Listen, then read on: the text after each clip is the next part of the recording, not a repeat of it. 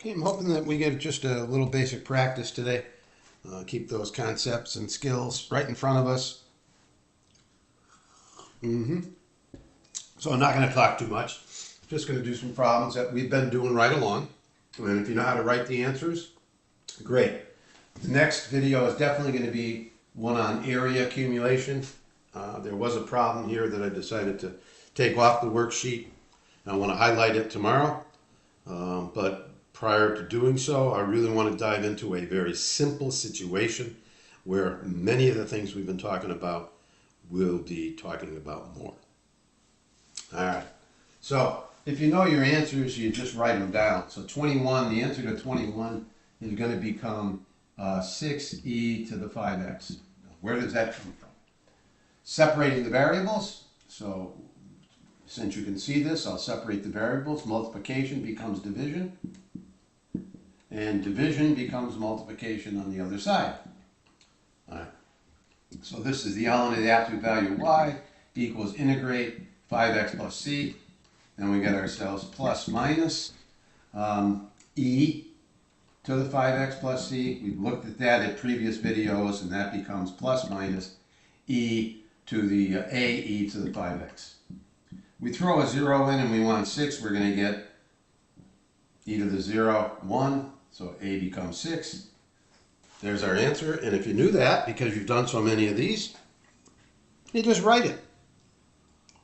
All right, so erase that, get some more space here. Again, I'm going to talk about area accumulation with a very simple situation tomorrow. And there's our first answer. Maybe I should erase this as I go. What's the limit as x goes to 0 from the left? That means I'm going from negative 10 to negative 5 to negative 2 to negative 1 to negative 0.0. And if you look at it graphically, it's a little quicker to do. So there's your graph of e to the x, e to the 0, so we know our numerator is going to always be near 1. And y equals x, negative, getting very small y values.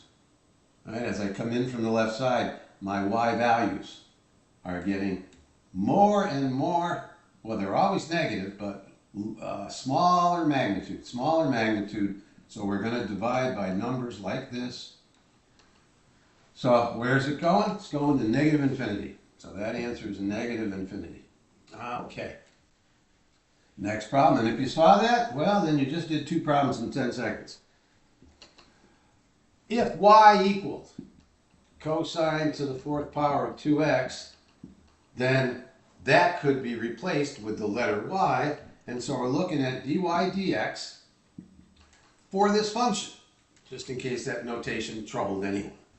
And we have to do the 4th power, which is something 4 times something to the 3rd power. And we tuck that in. Usually we tuck that in for cosine 3 2x. We usually tuck it in right there, so we don't have to write the parentheses. A little quicker and easier.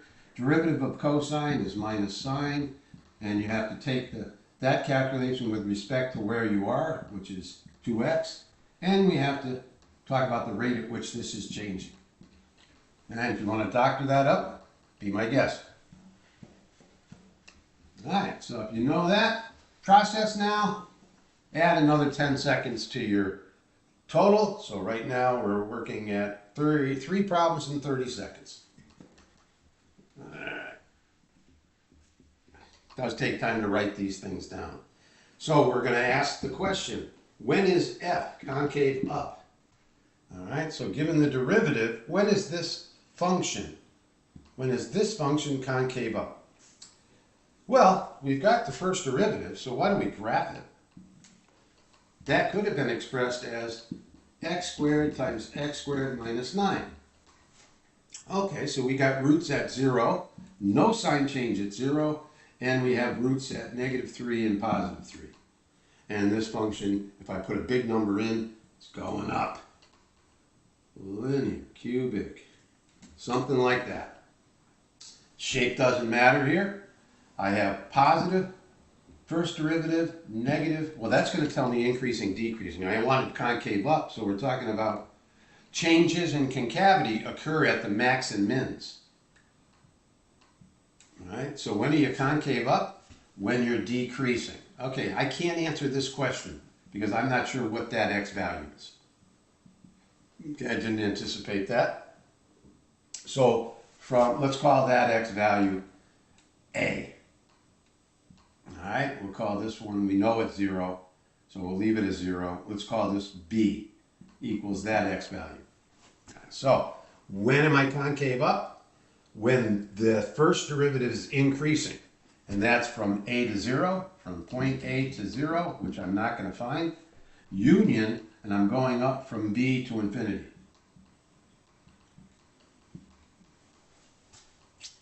Now, could find those by taking the next derivative, so maybe we should do that. But then I'd have to plug, no, I wouldn't have to, would I? Okay, so I could find those pretty easily here. It's 4x cubed minus 18x. And so we could take a 2x out, and then we got 2x squared minus 9. So it looks like those values are as plus or minus the square root of 9/2. Okay, so plus minus the square root of 3 9/2. Square root of 2.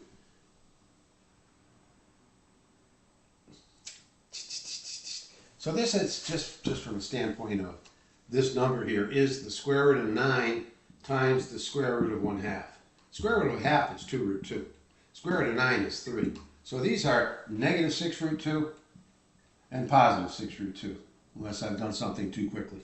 So I could have done that and replaced A and B with those numbers. And probably should have. All right, but we had the discussion that we wanted to have, so let's move on. All right, so solving this differential equation, division becomes multiplication. Division of dx becomes multiplication. Now we integrate. So y to the 3 over 3, we'll move the c's to that side. X squared over 2 plus x plus c. All right. A 1 gets us a 3. Okay, 3, that's a 9 on this side. That's a 1/2 plus 1 plus c. So it looks like we've got, interesting critter. 1.5, so what? 7.5? See the 7.5? All right, enough said. I'm not sure what this looks like. Not going to look at it anymore. Just wanted to make sure you knew separation of variables, do the integration, solve for C. If I make any careless errors, I got Yasser saying Happy Thanksgiving. I'm saying Happy Thanksgiving back. I don't know if they'll do that in Pakistan. There's a Thanksgiving. But I'm sure there probably is one sometime during the year. So when that day hits, Happy Thanksgiving. All right. And if I make a mistake here into doing these problems, let us know. I like that one to check. All right, so y equals e to the x plus 2x. What does that equal as an integral? Well, I need the derivative, so why don't we call it e to the m plus 2, and let's do dm. Let's get a coordinate that works. Let's throw 0 in. E to the 0 is 1, 2 times 0 is 0, so let's just go from 0 to x and add 1. That should work. So let's do the fundamental theorem. E to the m plus 2m from 0 to x plus 1 is equal to, I can work over here, e to the x plus 2x minus, let's throw 0 in, which is 1 plus 0, and I get myself minus 1. What did I do wrong here? E to the x plus 2, so that is the derivative of itself, so I could say that, plus 2x, so that's correct. 0, e to the 0 is 1, 2 times 0 is 1, so I want to put 0 and 1 here.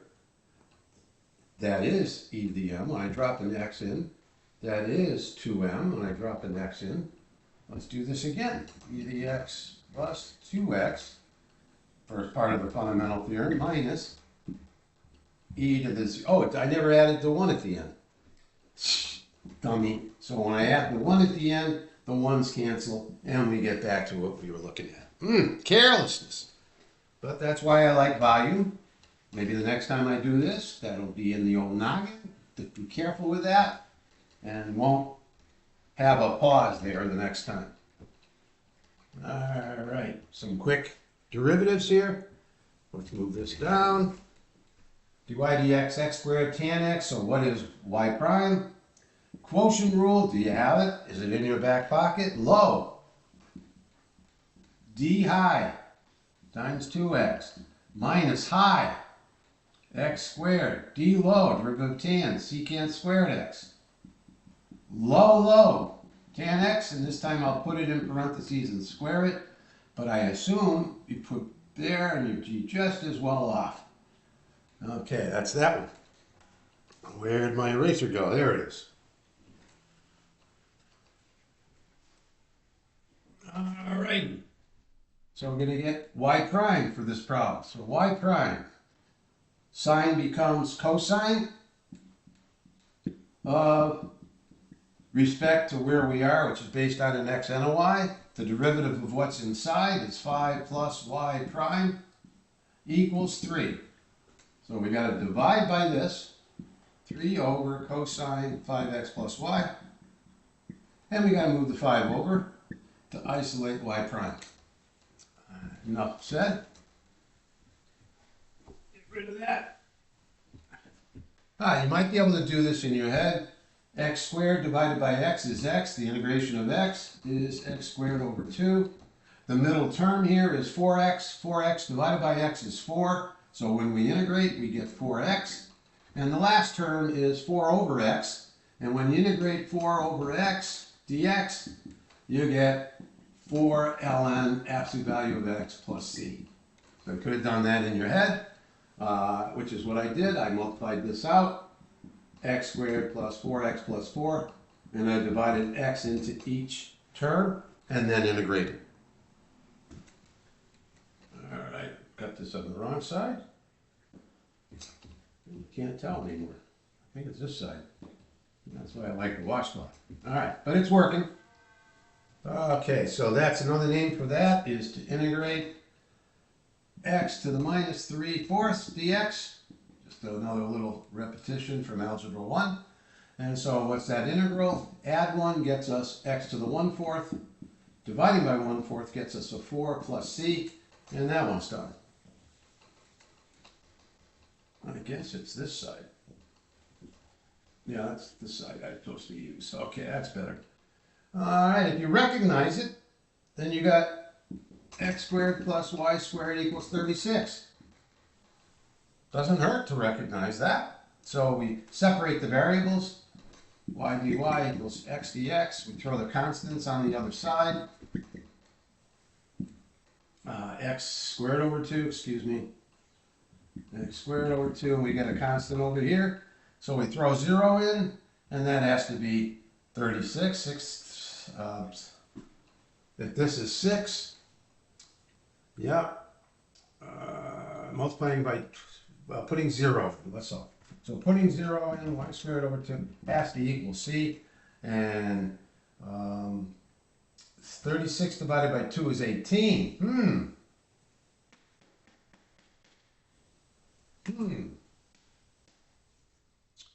Pausing the video here because my brain is pausing at the moment.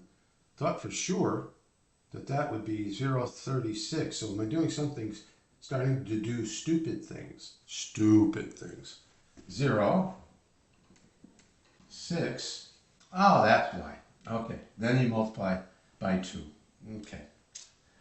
Gotcha. Okay.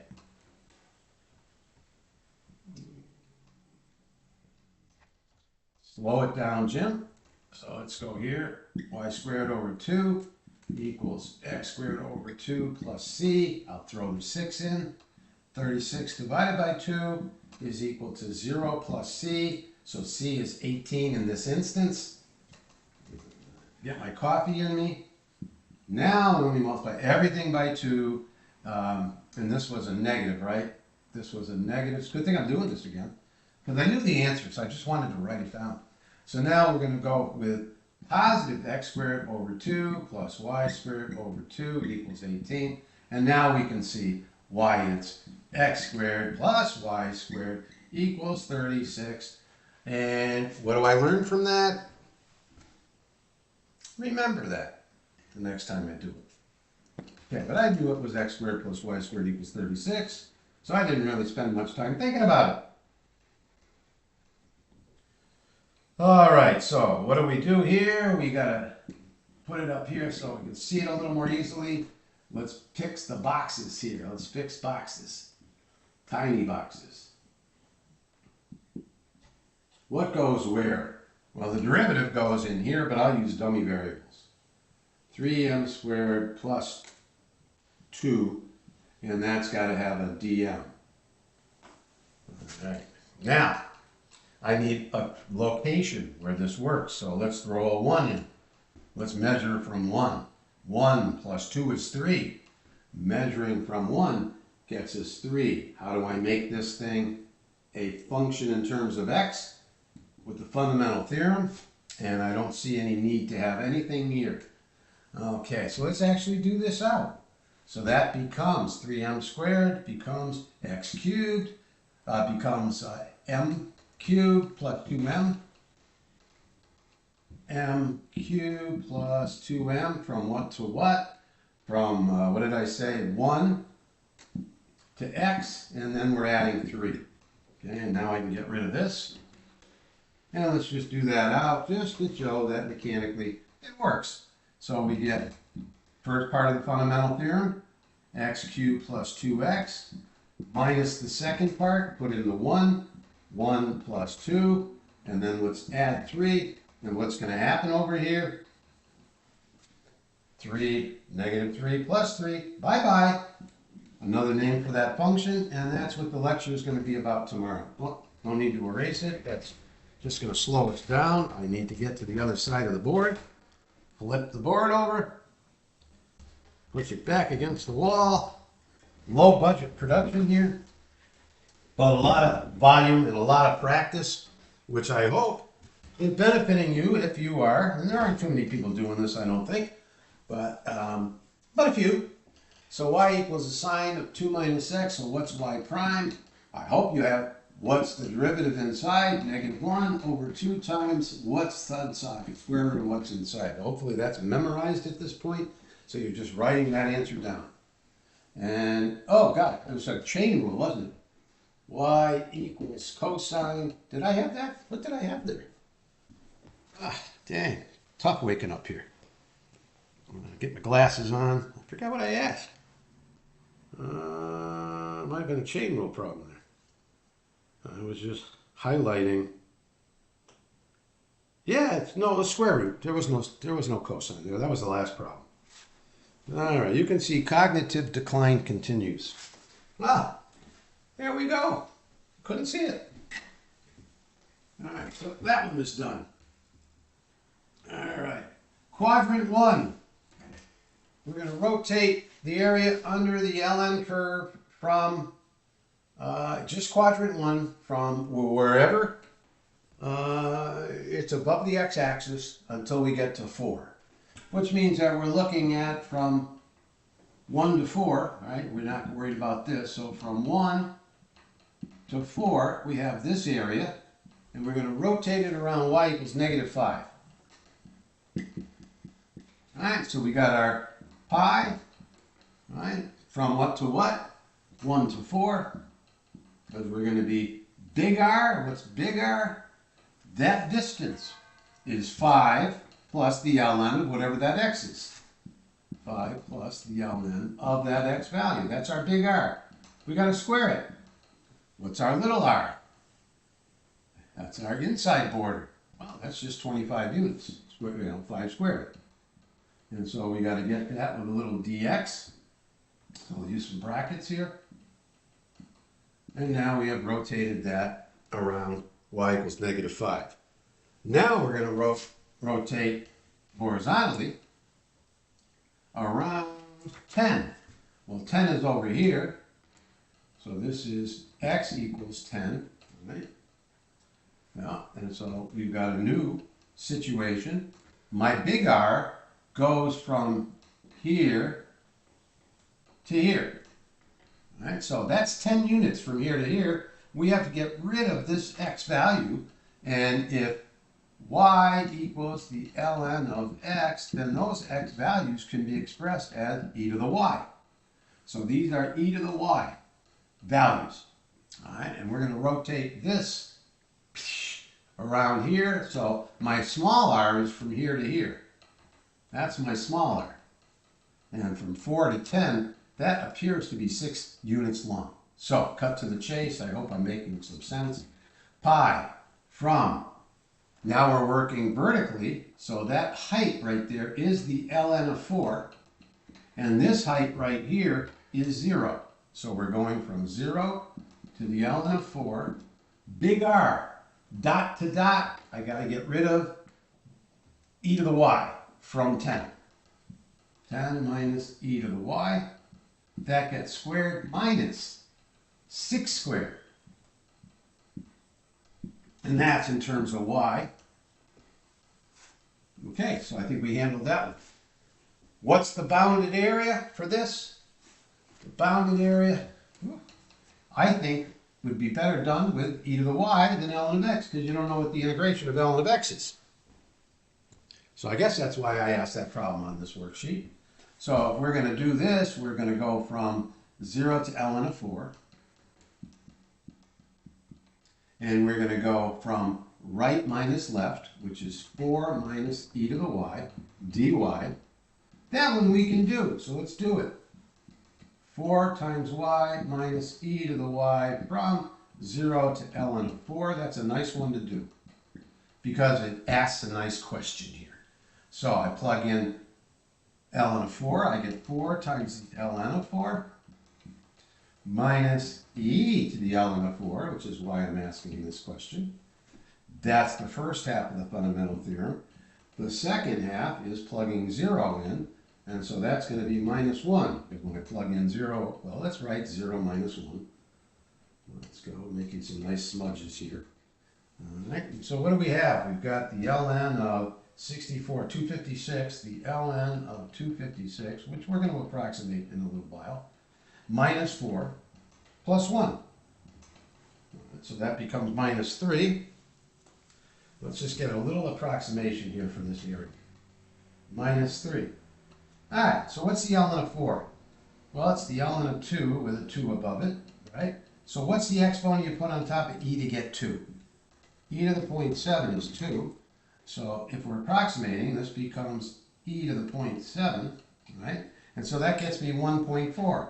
What do I put on top of e to get e to the 1.4? 1.4 times 4, 5.6.